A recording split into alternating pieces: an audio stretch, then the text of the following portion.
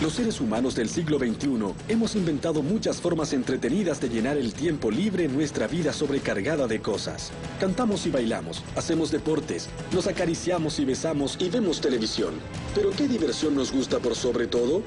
Bueno, nos encanta gastar dinero. Algunos dicen que nuestra obsesión por comprar refleja una cierta decadencia, una cierta autocomplacencia. Pero yo creo que cada vez que sacamos una tarjeta plástica para comprar algo, estamos participando de lo que es una noble tradición, la evolución del capitalismo. Ahora estamos en una nueva fase del capitalismo, la era del comercio electrónico. Una era que ha cambiado la forma de hacer negocios, la forma de comprar y vender. Una edad introducida por una tecnología de transformación, la red mundial y dos de sus empresas fundamentales, Amazon.com e eBay. Es fácil olvidar lo revolucionarias que fueron estas empresas cuando recién salieron a la luz pública, en la década de 1990, y remecieron los grandes negocios hasta sus cimientos. Desde la revolución industrial, las corporaciones siempre se han basado en el poder de los altos ejecutivos sentados en sus oficinas elegantes, considerando al consumidor casi como un apéndice. Pero Amazon e eBay crearon un modelo nuevo de comercio, utilizando el poder de la Internet y de la gran masa de diversos individuos aquí abajo, a nivel de la calle. Soy John Heilemann y como periodista he cubierto la revolución del comercio electrónico desde el comienzo. Gracias a la gente que hizo que esto fuera posible, les contaré la historia de las innovaciones de alta tecnología que sustentaron dicha revolución y que luego provocaron una enorme agitación económica.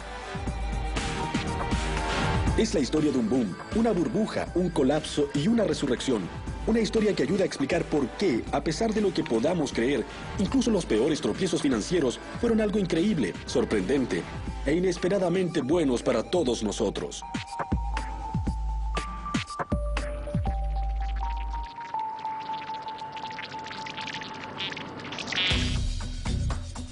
Es casi un cliché, pero si buscan la próxima gran invención de alta tecnología, el mejor lugar donde buscar es una cochera. ¡Ah, sí! La cochera. El lugar en que, según la tradición tecnológica, se incubaron las grandes compañías, Hewlett-Packard, Apple. La lista es interminable. La cochera que nos interesa hoy es el lugar de nacimiento de Amazon.com. Está en los suburbios de Seattle y perteneció a un hombre llamado Jeff Bezos. Bezos comenzó en Wall Street en la década de 1990. Era un hombre muy analítico, maniático de la hoja de cálculo y con la llegada de la red comenzó a pensar en forma sistemática sobre sus cualidades únicas y los productos que serían ideales para vender. Hizo lista tras lista, pero en el tope de todas ellas siempre figuraban los libros. Hay millones de libros activos o imprimiéndose en todo el mundo y se podía crear algo en línea que jamás podría existir de otra manera. No hay forma de tener una librería con millones de títulos.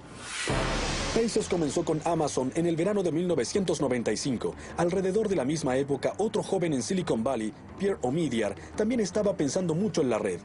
Hoy Omidyar es un multimillonario, pero entonces era otro programador idealista de software, pero con una idea interesante, una idea que se convertiría en eBay.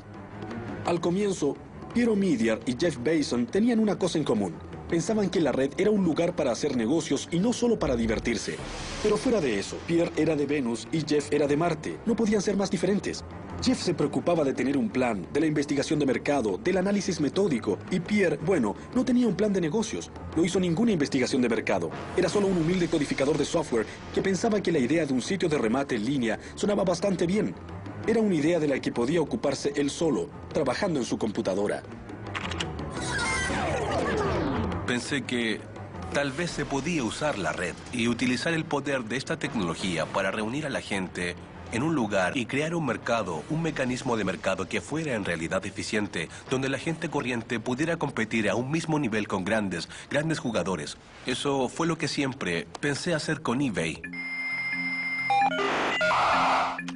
Omidyar creía que un sitio de remates en la red sería más justo y más accesible que cualquier mercado existente. De modo que decidió hacerlo por su cuenta en un largo fin de semana de septiembre de 1995. Me senté el fin de semana del día del trabajo en mi casa y comencé a escribir códigos. Y fue algo realmente simple. Se podía crear un artículo, se podía poner en una lista, se podía obtener una lista de todos los artículos creados y se podía hacer ofertas por un artículo. y estaba listo para partir. Al comienzo, cuando las visitas al sitio de Omidyar comenzaron lentamente, en verdad habían pocas cosas. Algunos artículos de computación, una gran cantidad de artículos dispares, ropa interior autografiada de celebridades, algunos juguetes, una fiambrería de superhéroe. Es decir, parecía que fuera el comienzo de una empresa impresionante con gran potencial, o solo una pila de basura de segunda mano. Si piensan que era esto último, bueno, es una razón más por la que ustedes no son millonarios, y Pierre Omidyar sí lo es. El éxito llegó casi de inmediato para Amazon e eBay. A los pocos meses de lanzar su sitio, Omidyar ganaba miles de dólares en honorarios, y durante los primeros 30 días de vida de Amazon, en que los empleados se sentaban en escritorios hechos con puertas viejas, el sitio despachaba libros a 45 países diferentes y a todos los estados de Estados Unidos. El plan de negocios que teníamos era para un crecimiento muy lento. De hecho, tuvimos que descartar ese plan de negocios para hacer uno nuevo, porque los primeros clientes se convirtieron muy rápidamente a ese tipo de servicio. Pensamos que a la gente le tomaría bastante tiempo cambiar su forma de pensar y decidirse a comprar en línea. La sede original de Amazon se encontraba en la parte más sórdida de Seattle. Apenas sí tenían algunas cosas, pero a pesar de la escasez manifiesta de sus oficinas, los primeros trabajadores de Amazon participaban del sueño de Bezos. Todos mis colegas estaban muy emocionados. En verdad pensaban que habían agarrado a un tigre por la cola. Y era algo que se podía sentir, no era como ir a un lugar de trabajo común y corriente. Todos sentían que lograrían hacer historia. El temprano éxito para Amazon e eBay no pasó inadvertido en Wall Street, donde ciertos analistas se sorprendieron al ver lo rápido que se extendía la red. Uno de los más prominentes fue Henry Blodgett, que se convirtió en uno de los rostros del boom y luego fue uno de los chivos expiatorios del desastre. De pronto la compañía comenzó a publicar cifras increíbles trimestre tras trimestre. El desarrollo iba mucho más allá de lo que nadie nunca había mencionado. Era literalmente algo pasmoso de ver. Uno decía, ¿cómo puede crecer tan rápido? ¿Qué tan rápido fue? Piensen en esto. Después de la invención de la radio, pasaron 38 años antes de que hubiera 50 millones de usuarios. La televisión demoró 13 años, pero una vez que la Internet se abrió al público general, demoró solo 4 años en tener 50 millones de usuarios. Era realmente un crecimiento explosivo. ¿Pero qué es lo que lo impulsaba? Para contestar eso, debemos recurrir a la sabiduría. Debemos comprender la colisión de dos tecnologías y un par de leyes que las convirtieron en algo único en la historia de la humanidad. La primera fue el chip de silicona, que se rige de acuerdo a la llamada Ley de Moore, establecida hace más de 40 años por Gordon Moore, cofundador de Intel. La ley de Moore establece que la velocidad y potencia de los circuitos integrados, desde los microprocesadores a los chips de memoria, se duplica cada 18 meses. La primera reacción a ello podría ser, ¿y qué? Resulta que si se considera este proceso en el tiempo, se ve cuántas fases de duplicación se necesitan para alcanzar una cifra grande. No son muchas etapas. Por ejemplo, para ir de 1 a 1 millón, se necesitan 20 etapas. De modo que en pocas etapas se obtiene un gran crecimiento. Esta duplicación asombrosa proviene de la capacidad de los ingenieros para hacer transistores más y más pequeños. Por eso las computadoras han pasado, en un tiempo sumamente corto, de máquinas gigantescas que llenaban toda una habitación a laptops superpotentes. Las innovaciones que se han hecho en los transistores más pequeños pueden depender de la forma en que se graban los transistores sobre la superficie de silicona, hasta cuáles son los materiales que se utilizan para su fabricación. Lo que Moore comprendió cuando anunció su ley tiene que ver con los ingenieros. Lo primero que hacen con cada generación de chips más densos es utilizarlos para hacer chips aún más densos. En otras palabras, el proceso es autocatalítico, es decir, autoacelerador. Cuando Moore hizo esa declaración, fue casi una regla que los diseñadores de microprocesadores debían acatar. Se sentían obligados a suministrar cualquier mejora tecnológica necesaria para hacer los transistores lo bastante pequeños y duplicar su efecto. Pero la ley de Moore es solo la mitad de la historia detrás del milagro tecnológico de la red.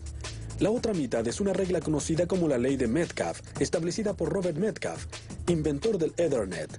La ley de Metcalfe dice que cada nuevo nódulo, refiriéndose a algo como su computadora, que se agrega a la red no solo aumenta el valor de la red por +1, sino que la curva es mucho más profunda. Es la ley de la conectividad y así es como funciona. Si tenemos 2 usuarios, hay una conexión entre ellos. Pueden hablarse mutuamente. Agreguemos otro usuario. Si tenemos 3 usuarios, eso da 3 conexiones posibles. Si agregamos otro usuario, eso nos da 6 conexiones. Así que vemos un cierto crecimiento. Vamos un poco más adelante. Si tenemos 10 usuarios, de hecho hay 45 conexiones posibles entre parejas de usuarios. Como ven, el crecimiento es en realidad bastante alto. De hecho, si pasamos a 100 usuarios, resulta que hay casi 5.000 parejas de usuarios posibles que pueden comunicarse entre sí. Lo que esto en verdad significa para el crecimiento de la Internet es que la Internet adquiere velocidad a medida que avanza. Eso quiere decir que a medida que aumenta el número de usuarios, también aumenta la utilidad de la red y con el tiempo terminan siendo aún más imperioso que nuevos usuarios se unan a ella. A mediados de 1990, las leyes de Moore y Metcalfe funcionaban a la par, alimentando una espiral ascendente. Computadoras más rápidas y potentes se conectaban cada vez más, haciendo que la red fuera exponencialmente más útil y también popular. Aunque la gente de Wall Street no tenía idea cómo funcionaba todo esto de la tecnología, podía ver que este asunto de la Internet realmente estaba despegando y se convertía en un auténtico medio de comunicación, lo que quería decir que había mucho dinero que ganar. Y cuando la ignorancia se une al entusiasmo desenfrenado y la codicia, bueno, ya saben lo que quiere decir. Quiere decir que una fantástica burbuja financiera está a la vuelta de la esquina.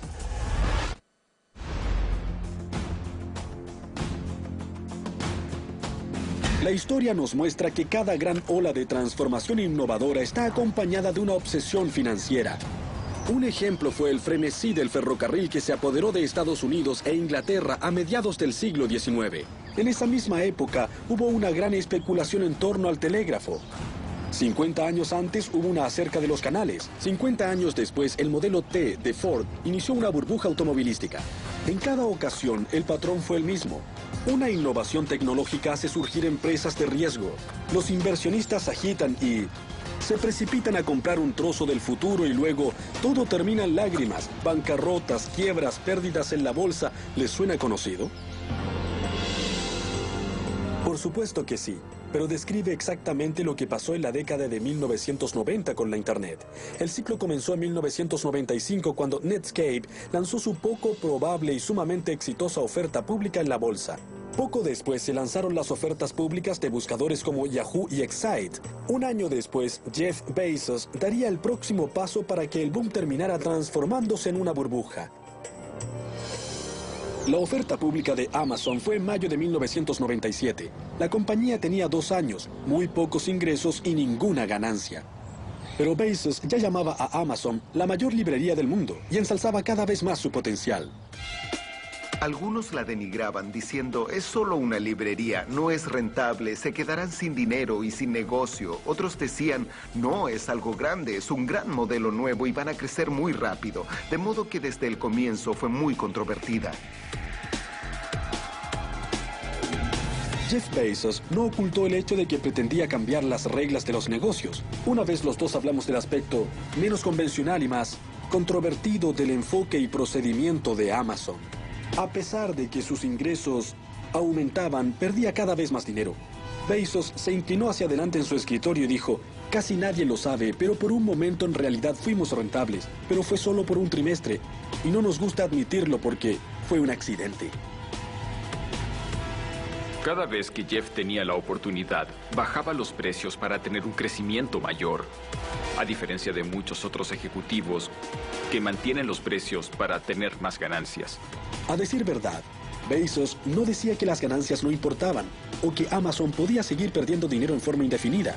Lo que decía era que en el periodo formativo del desarrollo de la red, las ganancias podían y debían sacrificarse temporalmente a favor de un crecimiento rápido.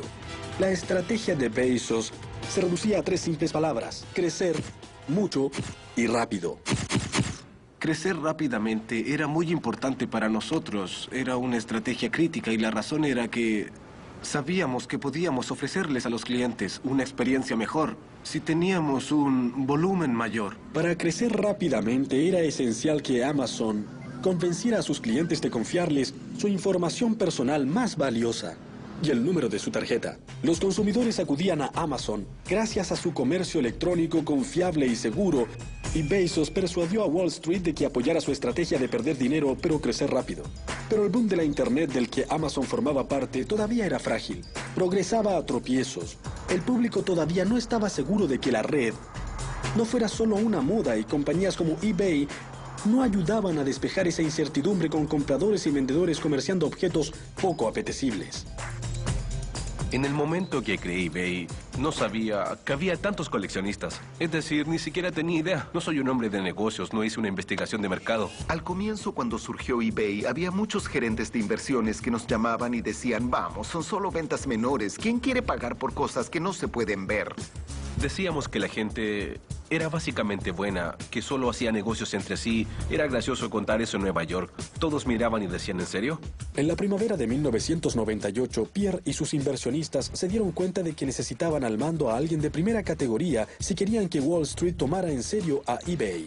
Encontraron a May Whitman, una graduada de Harvard que una vez se ocupó del mercado en Walt Disney y había sido una alta ejecutiva de la empresa de juguetes Hasbro.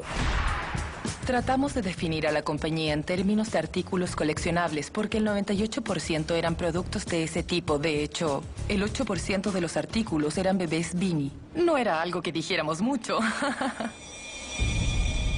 eBay programó el lanzamiento de su oferta pública en septiembre de 1998, en un momento en que toda la economía mundial estaba agitada debido a la crisis financiera de Rusia en ese verano. ¿Querría alguien comprar acciones de una empresa que muchos llamaban mercado de las pulgas? Nadie lo sabía. La incertidumbre aumentó cuando la mañana de la oferta pública los mercados abrieron e eBay ni siquiera se estaba cotizando. Esa mañana llegamos a Nasdaq para ver cómo se efectuaba la primera transacción y estuvimos esperando y esperando. Estaba ligeramente pesimista. Pensé, nada nunca ha funcionado bien para mí y esta será otra de esas situaciones. Pero la oferta pública no solo funcionó para eBay, sino que la empresa tuvo un resultado fantástico con una cotización que superaba las expectativas de todos. Ese primer día, las acciones de eBay subieron muchísimo y al final del día la empresa valía más de $2.000 millones. La emisión era de $18 por acción y creo que terminó transándose a $50. Mi socio en esa época tomaba fotos de la pantalla de televisión de CNBC cada vez que el marcador cambiaba porque pensaba, mi vida ha cambiado para siempre, es fantástico. Mientras tanto, Wall Street estaba observando a Amazon y le gustaba lo que veía. A finales de ese año, Henry Blodgett, que encabezaba la tropa, declaró que a pesar de que Amazon todavía anunciaba grandes pérdidas, sus acciones doblarían su precio dentro de un año. Recuerdo que en un vuelo de regreso a Nueva York desde Houston estaba en la última fila con mi hoja de cálculos y me dije, repasaré las cifras otra vez y veré cuál es el escenario más razonable para estas acciones en un año más. Obtuve un precio entre $300 y $500 y elegí una cifra entre medio. En realidad la reacción fue una verdadera impresión. La predicción de Blodgett despertó un furor mediático que a su vez provocó un frenesí de compra en Wall Street y el precio de las acciones de Amazon efectivamente se duplicó, no con el curso de un año, sino solo con el curso de unas pocas semanas. Eso fue probablemente el comienzo de la burbuja frenética. Los tropiezos del comienzo de la burbuja de la Internet habían terminado y comenzaba la era de la locura incontrolada. De pronto, millones de americanos e inversores de todo el mundo ordenaban a sus agentes que compraran acciones de cualquier compañía que tuviera .com, alimentando así un frenesí especulativo como el de la burbuja de tulipanes de Ámsterdam en el siglo XVII.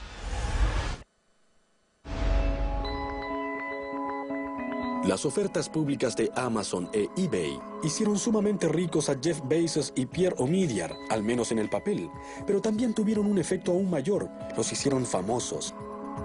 A medida que su historia se conoció, inspiró a legiones de imitadores, a estudiantes de las escuelas de economía de todo el país que comenzaron a empacar y trasladarse a Silicon Valley. Cuando me mudé a San Francisco a comienzos del 98, la emigración apenas había comenzado, pero a finales de ese año, después de la OPI de eBay, la creciente confianza de que los giros de la economía mundial no iban a ahogar el boom, surgió una nueva fiebre del oro. Prácticamente se podían ver hordas de cateadores.com cruzando el puente de la bahía armados de laptops y planes de negocios en vez de picos y palas. Y en verdad, ¿quién podía culparlos? A juzgar por eBay y Amazon, todo parecía tan fácil. Es cierto que Bezos y Omidyar eran listos, ambiciosos y monotemáticos, pero también lo eran muchos graduados de Harvard, Yale y Wharton. Y parecía que todas las reglas estrictas de los negocios habían desaparecido. ¿Experiencia? ¿Quién la necesitaba? ¿Ganancias? Por favor. Era un nuevo mundo feliz, una nueva economía en que la gravedad y las leyes de la física no parecían preponderantes. La gente en los restaurantes y en los bares veía los canales de noticias económicas en la televisión para enterarse de cómo iban sus acciones.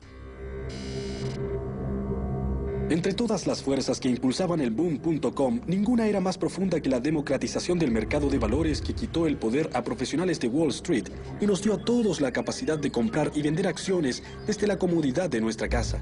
Para cierto tipo de personas, esta actividad se convirtió en una obsesión. Los llamaban operadores de un día y comenzaron a hacer que la bolsa se viera como un casino barato. Los operadores de un día compraban acciones por la mañana y las vendían por la tarde. ¿Y dónde obtenían esos operadores de pacotilla la información en la que basaban sus astutas maniobras? Pasaban mucho tiempo buscando chismes en las salas de chat del mercado de valores. Y más importante aún, pasaban todas las horas de vigilia viendo CNBC. Era como un deporte nacional, casi una obsesión. Y la gente que nunca había soñado con comprar acciones se dedicó a hacer eso con pasión. Gracias al apetito insaciable de los medios de comunicación y los mercados por cualquier compañía asociada con el comercio electrónico, parecía que cualquier codificador de software del país intentaba satisfacer ese apetito. Uno de esos programadores era Philip Kaplan, quien más tarde iniciaría un sitio que describía las debilidades de la burbuja.com. Salía a proponer alguna idea y literalmente abandonaba la reunión con un cheque por $40,000 o más, $100,000. Había tanto dinero dilapidado en esas cosas que era casi como salir con una red para ver si podías atrapar un poco. Por supuesto que el dinero fluía más libremente en Silicon Valley, donde comenzó a reinar una cultura de un absurdo exceso de autopublicidad. Un servicio de venta de billetes con sede en San Francisco celebró su cambio de nombre con una fiesta para 3,000 personas en un hangar aéreo. La gente gastaba sumas increíbles de dinero. Escribí sobre una compañía que gastó $10 millones en su fiesta de lanzamiento. Contrataron al grupo The Who, reunieron 12 millones y gastaron 10 millones en la fiesta. Tal vez el gasto más loco de todos era el de los avisos por televisión. Durante el Supertazón del año 2000, más de una docena de compañías gastaron un promedio de $2.2 millones en avisos de 30 segundos, dilapidando 40 millones del dinero de los accionistas y de un capital no tan duramente ganado. Sin embargo, para muchas personas en el territorio de la alta tecnología, esas sumas parecían triviales, y eso creó un sistema social en que comenzaron a afianzarse actitudes muy extrañas. Tom Wolfe bautizó los años de 1980 como la década del yo, pero en 1999 era obvio que los años 90 eran la década E. Prácticamente todos los días una nueva compañía de comercio electrónico salía a la luz. Los chicos que dirigían las nuevas compañías eran discípulos fervientes del crecimiento rápido pregonado por Amazon e eBay. Pero cuando estas teorías eran practicadas por mentes menos brillantes, conducían directo a la más absurda estupidez y a una serie de compañías con nombres increíblemente necios, como Mascotas.com y también Mascota Elegante, Mascotopia. Luego venían las con I, impresión, imagen, imitable, impacto. Después vienen las con E-prensa, E-saludos, emerger, E-fondos, E-préstamos y por supuesto Epifanía. Y también Morillo, Cortafuego, Pez Navaja.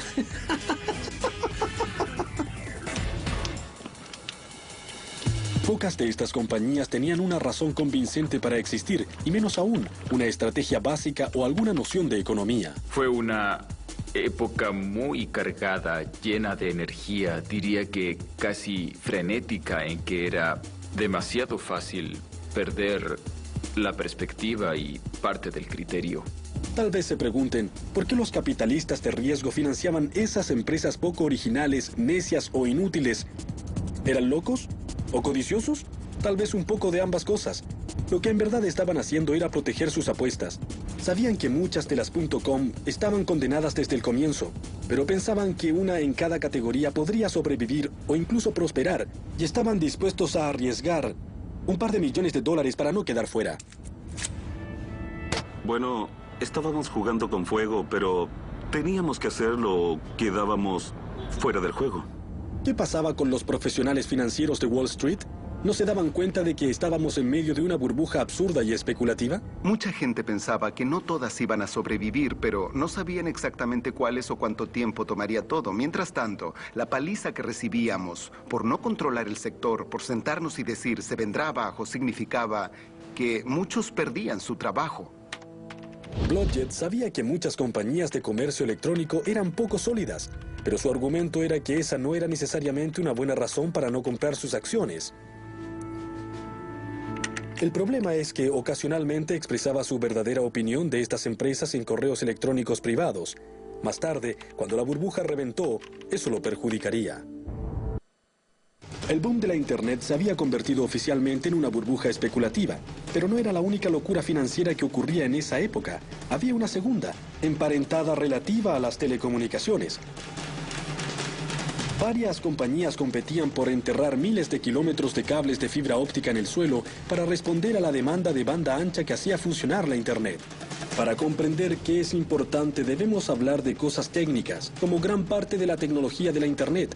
La fibra óptica depende de las extraordinarias propiedades de materiales corrientes. El chip de silicona se origina en la arena y el cable de fibra óptica está hecho ya sea de vidrio o de plástico. La fibra es básicamente una hebra de vidrio tan delgada como un cabello humano que lleva rayos de luz. La luz viaja en líneas rectas, pero la fibra se dobla y se retuerce durante miles de kilómetros, de modo que uno esperaría que la luz escapara en la primera vuelta.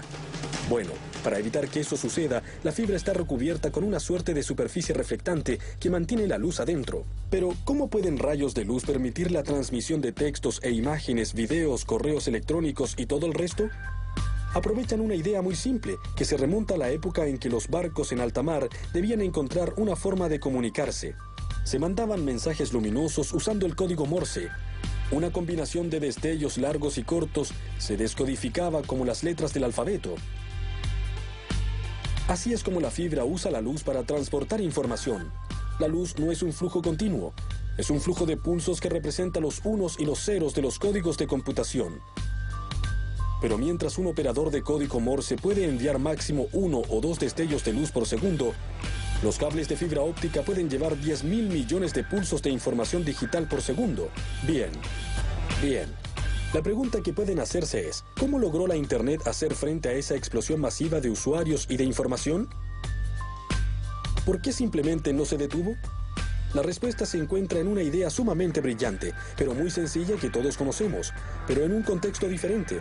Resulta que la información es dirigida en la Internet en una forma muy similar a como las señales de tránsito dirigen a los automovilistas. Así es como funciona. Digamos que ustedes salen de Nueva York y quieren ir a Boston. Cuando todavía están lejos de Boston, ven señales en el camino que dicen: Boston, mantenga su derecha. En las grandes carreteras, uno se informa sobre los grandes destinos. En las carreteras más pequeñas, uno se entera de los destinos progresivamente más pequeños. ¿Bien? Ahora, ¿cómo encajamos todo esto en la Internet? Resulta que, si estoy en San Francisco o Nueva York y quiero ir a Harvard en la Internet, no necesito saber a qué computadora en Harvard quiero ir porque estoy tan lejos que lo único que me importa es avanzar hacia ese portal que va hacia todo Harvard. ¿Útil? Absolutamente. Pero el problema fue que las empresas que estaban poniendo todos esos cables se adelantaron demasiado, construyeron demasiado, gastaron demasiado. Demasiadas compañías estaban haciendo lo mismo sin pensar en los costos ni en las consecuencias. En 1999 fue un año salvaje, casi imposible de comprender ahora. Desde el comienzo del boom en 1995, en un año nunca hubo más de 30 compañías de Internet que cotizaron en la bolsa. En 1999 el número total de ofertas públicas e Internet fue de 250. Pero eBay y Amazon se mantenían una cabeza delante del resto de los .com. El valor de mercado de eBay en el Nasdaq era de 21.000 millones de dólares y hasta era rentable. Era muy irreal desde el punto de vista del mercado de valores, y eso me preocupaba mucho porque hay que recordar que yo tenía poco más de 40 años. Llevaba en este negocio 20 años y sabía que eso no estaba bien. La época tenía un efecto embriagador y pensaba si el mercado no se adelantaba demasiado a lo que la compañía podía entregar. No había una base fundamental y eso me preocupaba. Aunque la compañía de Bezos no podía decir lo mismo, tenía ventas de 1.600 millones de dólares anuales y su valor de mercado era la asombrosa cifra de 37.000 millones de dólares. Jeff siempre nos decía que no miráramos el precio de las acciones, lo que me parece que era muy inteligente de su parte. Decía que hiciéramos todo lo posible por la empresa. Nunca me dije a mí mismo, vaya, soy un crítico que tiene 10 millones de dólares, porque realmente había una enorme desconexión entre el trabajo y lo que hacías, y las recompensas que recibías. Había algo, una suerte de continua aureola de irrealidad todo el tiempo en el ambiente.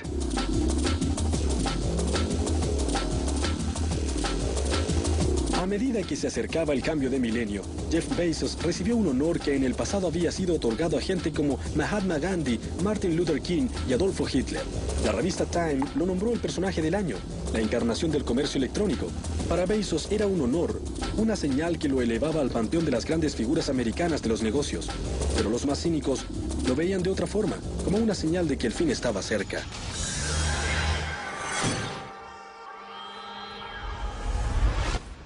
Puede que los epicentros de la burbuja de la Internet estuvieran en Silicon Valley y Wall Street, pero había un jugador fundamental que residía en Washington, D.C., el presidente de la Reserva Federal, Alan Greenspan.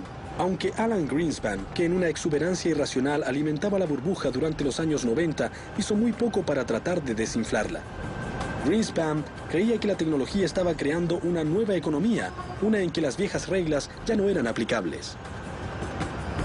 Pero después de ver el demencial aumento del mercado de valores en 1999 y ver señales de un peligroso recalentamiento de la economía en general, Greenspan decidió que había llegado la hora de enfriar las cosas. En febrero del año 2000 y luego en marzo, Greenspan aumentó la tasa de interés a su mayor nivel desde 1995, señalando que estaba realmente decidido a poner término a la burbuja. Al mismo tiempo que Greenspan tomaba medidas, Wall Street comenzó a ver a sus mimadas.com en forma más severa. Todos esperaban que las vacaciones de fin de año trajeran un gran aumento en los ingresos de las compañías electrónicas, pero se vieron desilusionados. De pronto Wall Street comenzó a dudar de la sabiduría de crecer tan rápido y a sospechar que muchos de los minoristas de la red eran solo un castillo de naipes, algo que Philip Kaplan, programador y cronista de las compañías, sabía ya hace tiempo. Había sitios de comercio electrónico que nosotros construíamos y en los que el cliente había gastado 2, 3 o 4 millones de dólares. Me introducí en su base de datos y veía que tenían 100, 25 o 20 dólares en ventas. El 14 de abril de 1912, el Titanic tuvo un choque fatal con un iceberg y se hundió en el fondo del océano. Exactamente 88 años después, la economía de la Internet se enfrentó a un destino similar, en lo que luego se conocería para siempre en Wall Street como el Viernes Negro. El Nasdaq cayó nada menos que 355 puntos, terminando con una semana terrible en el que el índice había bajado más del 25%, el mayor colapso en la historia del mercado de valores. En la víspera del Viernes Negro, no fueron solo las compañías inútiles las que se encontraron en problemas. Incluso la poderosa Amazon estaba sitiada en las encrucijadas de Wall Street, luchando por sobrevivir. Incluso para Amazon el resultado no era previsible. Casi llegaron a la bancarrota.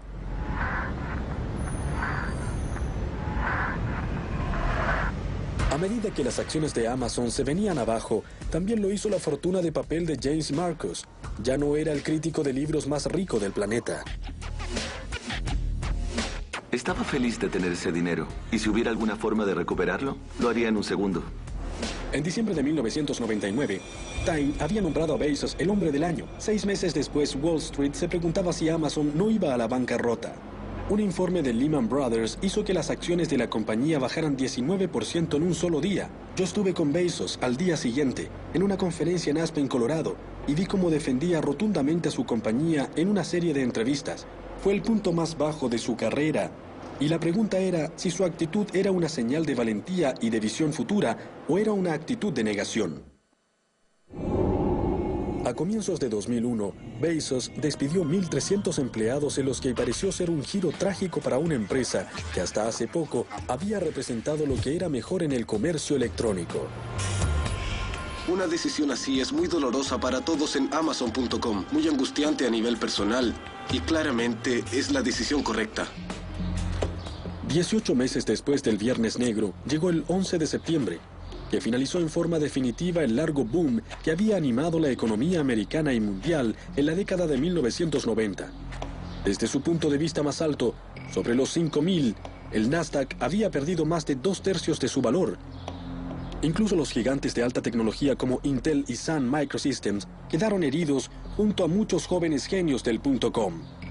Webvan, adiós. Excited Home, adiós. Glow.com, Pets.com, Boo.com, adiós, adiós, adiós. En una cita famosa, Elizabeth Kubler-Ross dijo que frente a la muerte hay 5 etapas de duelo: negación, ira, negociación, depresión y aceptación. Pero cuando se trata de la muerte de burbujas del mercado de valores, hay una etapa adicional que viene antes de la aceptación: la recriminación. Los deudos se sienten estafados por el muerto y buscan a alguien a quien culpar. Y en este caso fue Wall Street. En defensa de los indignados accionistas, el entonces fiscal general de Nueva York y actual gobernador Eliot Spitzer lanzó una cruzada para reformar las ofertas públicas y castigar a los supuestos villanos.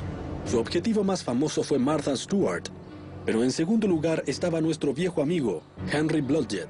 Claro que estaban furiosos, perdieron mucho dinero.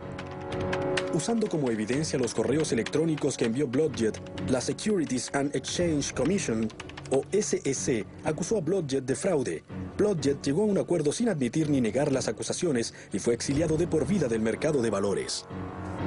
No puedo entrar en detalles acerca de los correos, pero desde una perspectiva más amplia, yo me entusiasmé con el impulso de la ola de Internet. Tuve mucha suerte respecto al momento en que estuve allí. La verdad, fui muy optimista respecto a las compañías correctas en su momento y vi un beneficio tremendo con el boom. Y creo que probablemente más que ningún otro analista sentí la caída como un choque a toda velocidad contra las rocas. 5 años después, la amargura que dejó la burbuja.com se ha calmado. La aceptación ha funcionado. Pero si la mayoría mira en retrospectiva, le parece que fue un momento de demencia temporal, en que mucha gente fue despojada por un grupo de estafadores digitales. En resumen, fue algo muy malo. Pero también hay otra corriente de opinión, una que tiene mayor perspectiva histórica y lógica económica, una que ve ciertas virtudes en la burbuja y el alto precio que pagamos por el progreso. La gran quiebra de los .com en el año 2000 y 2001 fue en verdad notoria por donde se mire. Unos 35.000 millones de dólares de riqueza en papel se evaporaron en un año. Pero no ha sido un suceso único. Cuando reventó la burbuja de los ferrocarriles, las acciones perdieron el 85% de su valor y el colapso de las burbujas del automóvil, los canales y el telégrafo también causó pánico y recesión. Pero de esas burbujas surgieron las comunicaciones masivas y la red de ferrocarril que son vitales para nuestra vida diaria. Lo mismo ha sucedido con el comercio electrónico. Puede que hayan desaparecido incontables.com, pero unas pocas compañías no solo sobrevivieron, sino que se convirtieron en gigantes sumamente rentables. Se podría decir que Amazon e eBay son la Ford y la General Motors de la economía de la red. Lo que hicieron Amazon e eBay fue fundamentalmente diferente y lo hicieron temprano, en forma agresiva y sumamente bien, reconociendo que la experiencia del cliente es algo fundamental y por eso todavía existen hoy entre nuestras corporaciones multinacionales globales.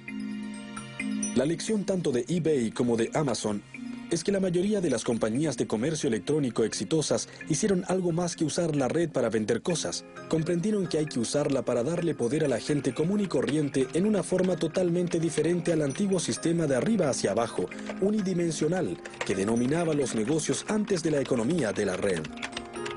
En eBay, todo se centra en darle poder a la gente corriente, para que use las herramientas en la forma que le parezca. Hay que retroceder, alejarse y dejar a la gente que haga las cosas a su gusto. Aunque los detalles son diferentes, el enfoque de Amazon sobre otorgarle poder a sus clientes es similar, aunque eso en ocasiones moleste a sus proveedores. Piensen, por ejemplo, en la política de Amazon de dejar que sus clientes agreguen críticas sin censurar a los libros que ofrece el sitio. Una vez oí a Bezos hablar sobre las quejas que recibía de las casas editoriales. ¿Y si la gente pone los libros por los suelos?, le dijeron a Bezos. Eso sería malo para los negocios. Se equivocan, les dijo Bezos a las editoriales. Ustedes están en el negocio de vender libros. El nuestro es satisfacer a los clientes. Lo más importante para mí respecto a lo que la gente puede decir sobre Amazon.com unos 50 o 100 años en el futuro, lo que me gustaría escuchar es que establecimos un nuevo estándar en el servicio al cliente. Lo que hizo que el superviviente sobreviviera es, primero, una profunda comprensión y un enfoque incesante en sus clientes.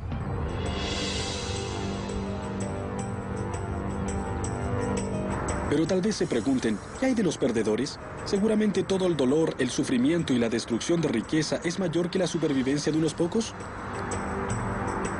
En plena crisis le hice esa pregunta a Andy Grove, el legendario presidente de Intel. Grove es un escéptico congénito y durante la burbuja.com fue un opositor. Pero luego su argumento fue que la burbuja realmente había sido algo bueno.